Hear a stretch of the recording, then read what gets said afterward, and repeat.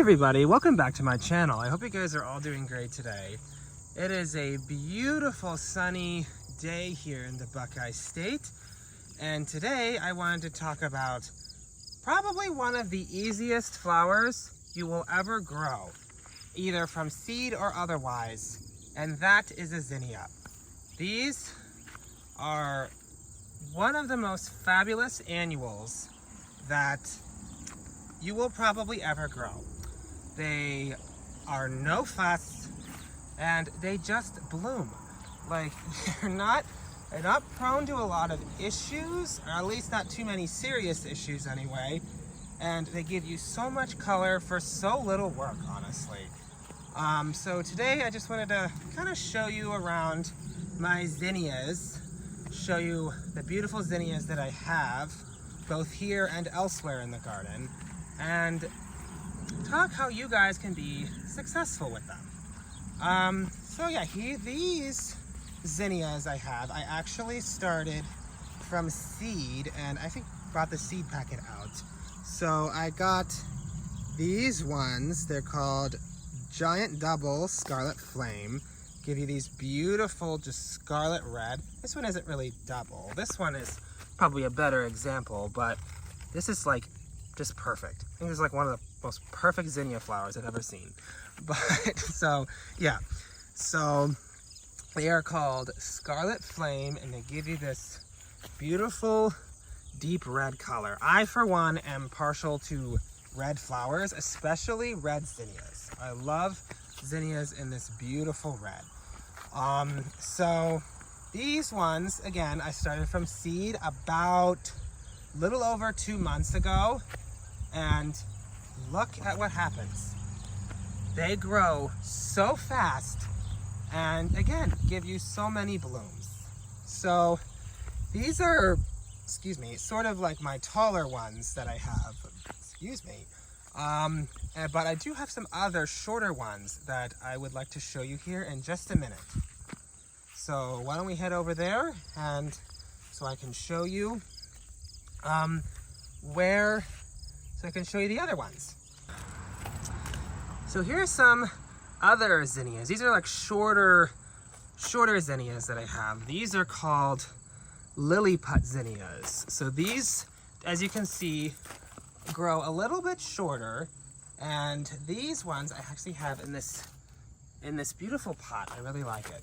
So these ones I also started from seed a little bit longer ago. I think I started these back in May, I think.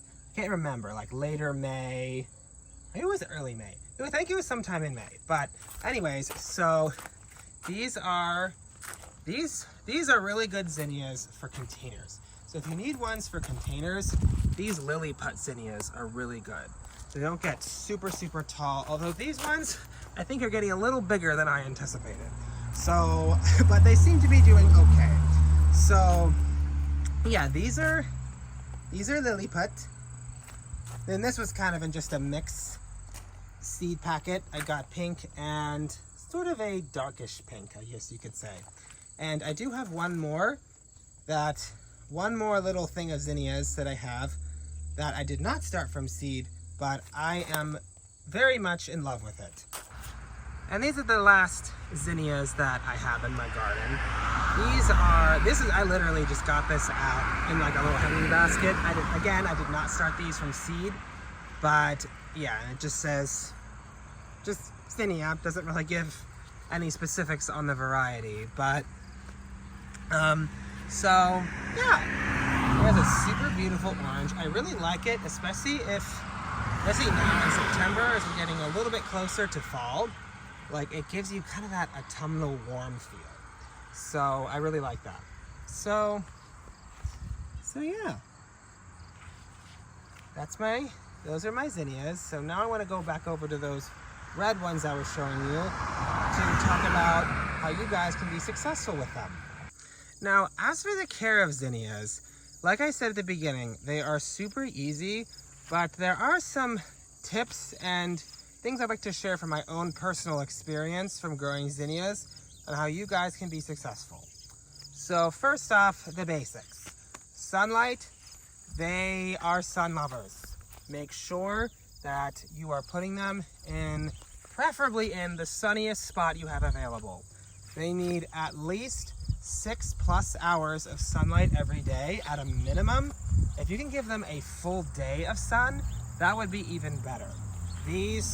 And they really love the sun and they really love the heat. So don't worry if they're in the blazing hot sun and it's like 100 degrees out, they will be fine. That is what they love. They actually come from, I think, Mexico and the Southwest United States.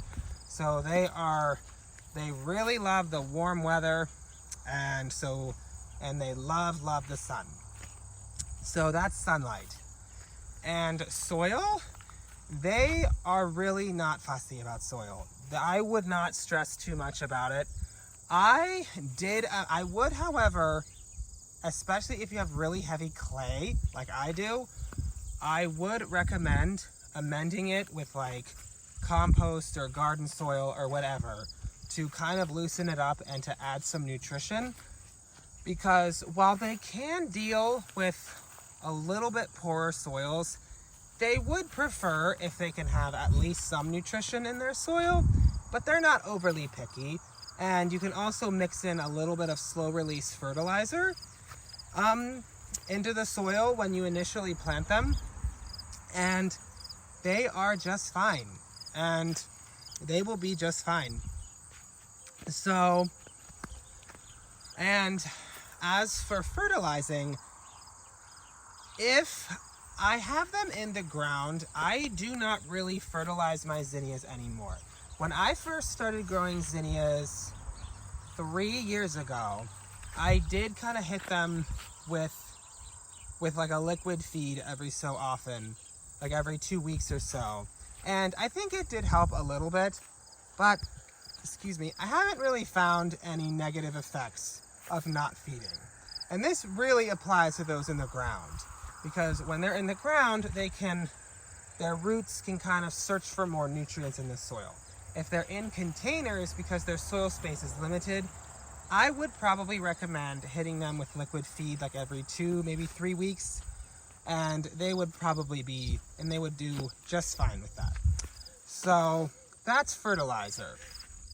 As for watering, this is one thing that is really great about them. They are actually drought tolerant. So if you've been having a very dry summer like we have, haven't had a whole lot of rain. We did have a thunderstorm though on Friday, so that was nice. But if you can't really get around to watering them very often, that's great. And again, especially if they're in the ground, they really don't need to be watered all that often. I would say if you haven't had a good rain in like 2 weeks, and especially if it has been really, really hot, I would recommend like checking the soil more frequently. If it's really hot and dry, then I would maybe check it. But again, they can handle a little drought. So if you forget to water every now and then, it's not a big deal. They can handle it. So that's watering. As for some issues you might run into, they're not super fussy about. They don't really seem to get too many serious issues, but one thing they can get, and this is especially common closer to the end of the season, and or if you live in a really humid climate, they will develop something called powdery mildew on their leaves.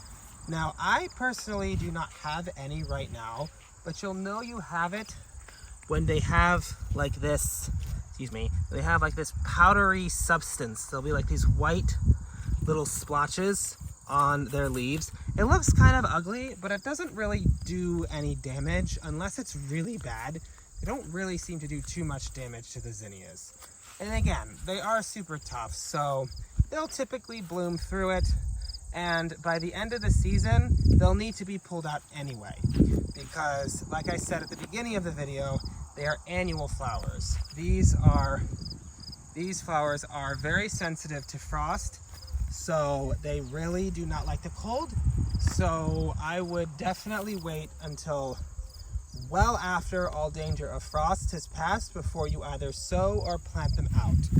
So, but yeah, so if they do have powdery mildew at the end of the season, I would recommend discarding them, like just pull them out and burn them or whatever, because you don't want that to infect the next generation of seeds that you might sow or other plants.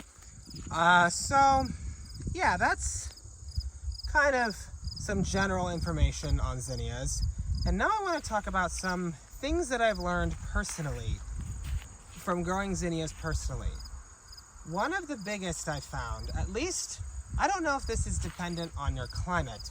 It probably is, but at least in my climate, in Ohio here, I actually found that I actually prefer to sow my zinnias right around the 4th of July, actually.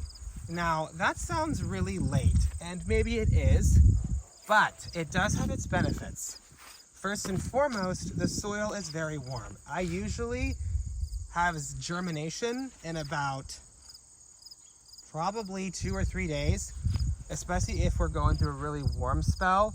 They germinate real fast, and it's amazing.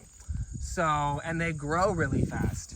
I don't know if, I think I might have mentioned at the beginning of the video, but I sowed these zinnias back right around July 4th, and we are, I think it's September 10th I'm filming this, and they're already like filled with blooms. There's so many blooms. So they are very fast growers from seed, but I think they grow even better when you can sow them a little later. Now, obviously that depends on your climate. If you live in a warmer climate, you can probably go, you may be able to sow them a little earlier and they would still do fine. But another reason to sow them earlier is, or later, excuse me, is not just the temperature, but I was reading that zinnias are a little sensitive, or they will bloom better as the days get shorter. So, and I actually have tested this out personally.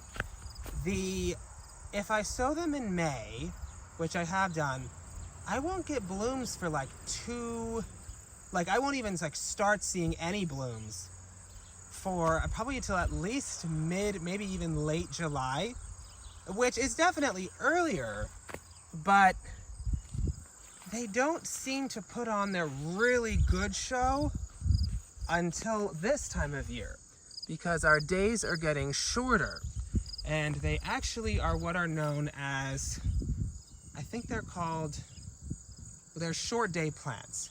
And while they will still bloom under longer days, they seem, sorry, if I can talk today, to form more buds when the days are getting shorter. So if you sow them in July, by the time 2 months comes, they'll be loaded with flower buds, because as the days get shorter here, as we get closer to fall, they just form so many buds, and they tend to bloom more prolifically, at least for me, in my climate. They tend to bloom really prolifically around September or so. So that is something that I found. You don't have to sow them that late, but I do prefer to do it that way. So if you're interested in that, give it a try. Now, obviously, if you live in a cooler climate, I would probably advise maybe before then, but yeah, it's really dependent on your climate. But for me, where I live, I think that really works out well for me. So, one more thing about zinnias that I would like to cover today is the bees and the butterflies. Absolutely adore them. Now, there was just a bee on this one, but there's not a whole lot of bees out right now, but I would see bees and butterflies all over these. They absolutely love zinnias. It's so wonderful to watch, and they're just a wonderful, beautiful flower. So I hope you guys enjoyed this tour and a little bit of care advice and tips about growing some beautiful zinnias. So yeah, if you guys enjoyed this video, please give me a like, comment, and subscribe. I would really appreciate it. And I will see you guys in another video at Buckeye State Gardening very soon. Thanks for watching.